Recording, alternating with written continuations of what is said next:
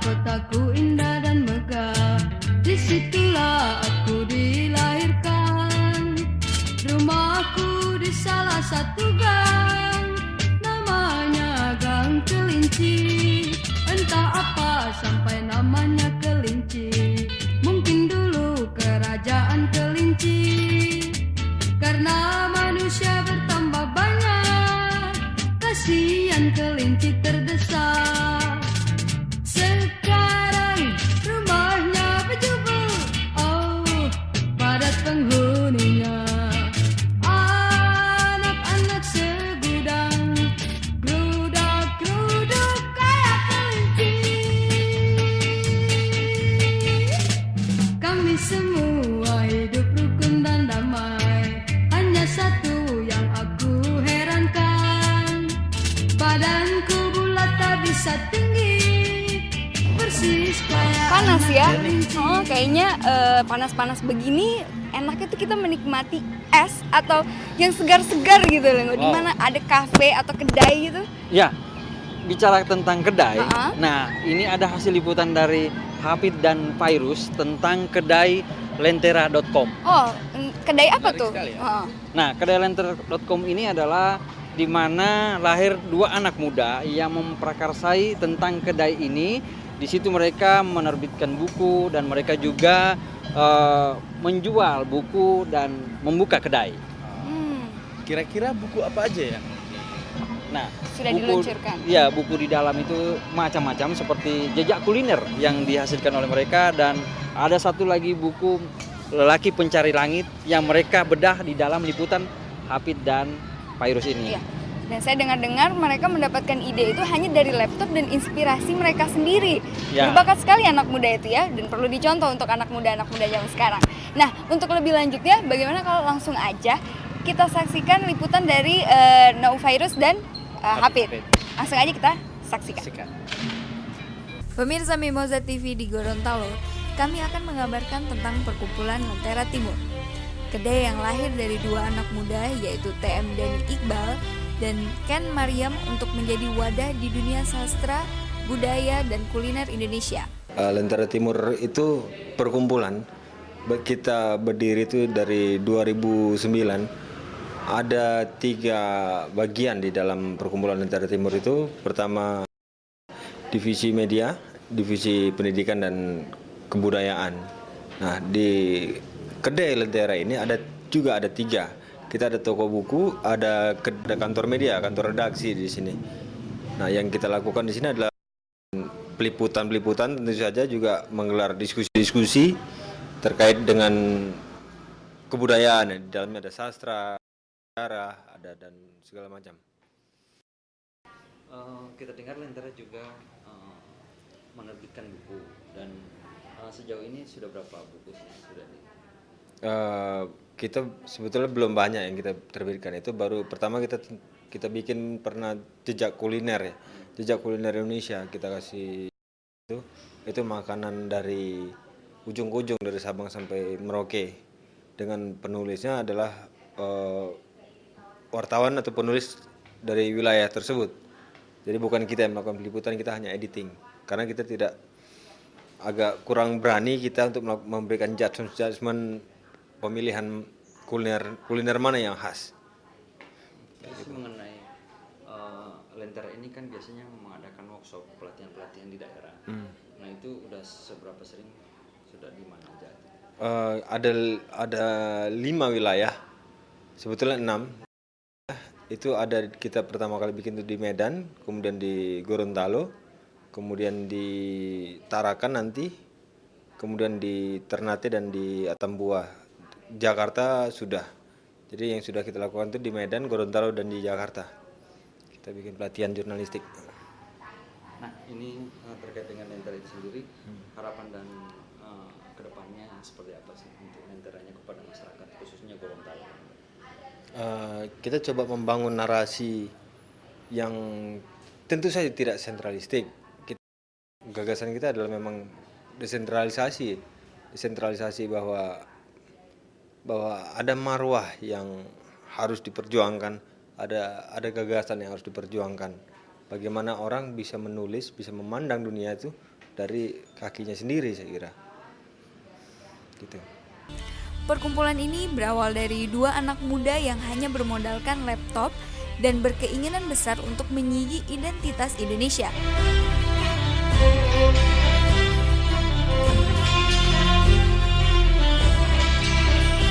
Seperti terungkap dalam wawancara tim Suara Jakarta bersama Martin Alaida, penasehat dalam perkumpulan lenteratimur.com. Sebenarnya harapannya apa sih dari terbentuknya Kedai Lentera ini sendiri? Nah, ini menarik ya. Saya berkenalan dengan dua anak muda. Satu namanya Ken Miriam. Dia ini orang sastra UI, lulusan sastra UI. Satu lagi Iqbal. Dia ini lulusan, saya kira sastra, dia lulusan sosial politik dari Bandung. Mungkin Pajajaran, nanti Anda bisa tanya. Pikiran mereka adalah jauh ke depan. Bahwa masa depan ini bukan lagi masa media cetak, tetapi media elektronik. Nah, tapi masalahnya adalah bagaimana mengembangkan website ini supaya langgeng. Mereka menyusun satu proposal, disampaikan kepada penyandang dana, dan mereka ini yang bermodal hanya 2 laptop, duduk di kafe. Mereka mengalahkan lembaga yang mapan di bidang penerbitan. Jadi mereka dapat dana untuk 1 tahun. Nah, mereka berdua ini melihat pengalaman yang pahit dari penerbitan-penerbitan yang bagus sebetulnya. Nah, teman yang berdua ini, pikiran mereka adalah bagaimana media ini tetap bertahan, walaupun penyandang dana sudah mengatakan selamat jalan, Anda harus berlayar dengan perahu Anda sendiri. Mereka cari dan temukanlah tempat ini, dan menjadi mereka membangun restoran ini, dengan harapan kalau dana nanti itu sudah selesai, pemberi dana mengatakan selamat jalan, ini pelabuhan kalian yang terakhir. Nah, mereka punya restoran tempat mereka menyadarkan diri. Di sini ada selain menyediakan kafe, di sini ada juga toko buku, dan di sini ada ruangan yang bisa disewa untuk pertemuan, untuk pertemuan kecil-kecilan begitu. Di sini mereka sediakan. Martin Alaida mengatakan Kedai Lentera ini adalah wadah tempat di mana bisa berkumpulnya para penulis dan pecinta sastra serta budaya yang ingin berkreasi dalam penulisan. Mereka bisa mempergunakan kedai ini untuk promo dan lain-lain. Karena di sini menurut Martin tersedia toko buku, kedai, dan tempat untuk bisa disewa untuk berdiskusi bedah buku.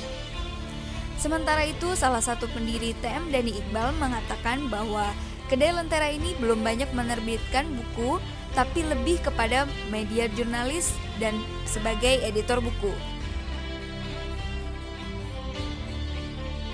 Di antaranya Jejak Kuliner Indonesia. Perkumpulan Lentera Timur melalui sayap media lenteratimur.com berupaya untuk melakukan koreksi atas jalannya kehidupan sosial kebudayaan di Indonesia. Lentera Timur mencoba untuk mengeksplorasi kebudayaan Indonesia secara seimbang. Apapun fenomenanya, Lentera Timur akan melaporkan dalam perspektif yang plural. Terlebih dengan adanya event bedah buku tentang lelaki pencari langit karya Supriyadi Tomodiharjo yang diluncurkan di Kedai Lentera Timur dengan editor Dahmuri Muhammad. Hasil editan buku ini menurut Dahmuri adalah hasil dari beberapa tulisan dari Supriyadi Tomodiharjo yang merupakan penulis cerita pendek dan cerita keseharian dari Pak Supriyadi pada masa tahun 1965. Berikut penuturan kepada tim kami, Fairuz dan Abdul Hafiz. Ya, selamat malam Bapak. Selamat malam. Ya, kita mau tanya-tanya sedikit nih mengenai buku ini. Sebenarnya itu tentang apa sih kalau boleh cerita sedikit? Pak Supriyadi Tomodiharjo ini penulis cerita pendek tentang beberapa peristiwa yang terjadi di Indonesia pada tahun 60-an sampai sekarang. Tema-temanya lebih banyak tema-tema keseharian, tapi sesungguhnya itu menjadi sebuah alegori dari peristiwa-peristiwa politik pasca 65 ya, sebagian besar. Dia di dalam kajian sastra Indonesia biasa dikenal sebagai sastrawan eksil. Eksil itu artinya sastrawan Indonesia yang setelah pecah pemberontakan G30 SPKI September 65 itu berada di luar negeri, tetapi kemudian tidak bisa kembali pulang karena terkena stigma. Itu. Jadi ceritanya sendiri pastinya sangat menarik banget ya. Lalu harapannya dari buku ini sendiri, dari penerbitan buku ini sendiri apa nih Pak, kalau boleh tahu? Harapannya tentu saja ini bisa dibaca oleh generasi muda Indonesia, terutama para penyuka sastra Indonesia, karena yang kita terbitkan ini adalah sebuah karya sastra yang di dalam penulisan sejarah sastra tidak mendapatkan perhatian yang memadai sesungguhnya ya. Penulisnya dikenal sebagai sastrawan yang setidaknya terkena stigma PKI. Lain lagi dengan penuturan Christopher Paino, pria asal Gorontalo ini sekarang sudah menjadi bagian dari lenteratimur.com. Chris, sapaan akrabnya, ditemui di sela-sela peluncuran buku, mengungkapkan saat ini dia sudah menetap di Jakarta dan memilih bergabung dengan Lentera karena latar belakang jurnalis Tempo dari Gorontalo. Ada beberapa hasil tulisan buku Chris, diantaranya buku jejak kuliner Indonesia seperti terungkap dengan Tim Suara Jakarta. Saya sebelumnya di Gorontalo di Tempo, nah kemudian memilih keluar dari Tempo bergabung di lenteratimur.com karena memang secara lenteratimur.com itu mau cukup sangat masuk dengan apa yang terjadi di Gorontalo, bahwa Gorontalo itu butuh media yang kita jadikan sebagai medium gagasan Tandik untuk media-media yang ada selama ini ada di Jakarta yang terpusat, karena memang media-media mainstream yang besar yang ada di Jakarta itu terlalu mendominasi apa yang ada di Gorontalo. Maka saya memilih lenteratimur.com untuk mengembangkan lagi tentang lokalitas Gorontalo. Apalagi kemarin kita kan melakukan pelatihan menulis untuk kesederajatan di Gorontalo. Nah, bagaimana mahasiswa dan juga wartawan yang di Gorontalo kita berikan pemahaman atau perspektif bahwa kita harus menulis di atas kaki sendiri, yakni menulis dari Gorontalo. Awalnya saya menulis ketika pertama kali bergabung dengan Lentera itu untuk buku judulnya Jejak Kuliner Indonesia. Nah, bagaimana kita mengetahui identitas Gorontalo dari makanan. Dan saya menyumbang tulisan untuk buku Jejak Kuliner Indonesia, di mana ilabulo dan binde biluhuta, makanan khas Gorontalo itu hanya dilihat sebagai pemenuhan rasa lapar saja. Tetapi jika kita kaji lebih dalam lagi bahwa makanan itu menunjukkan identitas orang Gorontalo yang sebenarnya. Bagaimana ilabulo dan binde biluhuta adalah makanan raja, dia menjadi simbol perdamaian dari raja-raja kerajaan-kerajaan yang bertengkar pada waktu itu. Nah, inilah yang diangkat oleh lenteratimur.com. Nah, ketertarikan saya di situ untuk menggali kembali identitas tentang Gorontalo yang oleh identitas-identitas lain yang ada di. Chris mengatakan bahwa buku jejak kuliner ini sudah bisa didapatkan di beberapa Gramedia di Indonesia.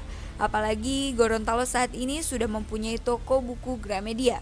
Dari kawasan Pejaten, Jakarta Selatan, Fairzan Abdul Hafid mengabarkan.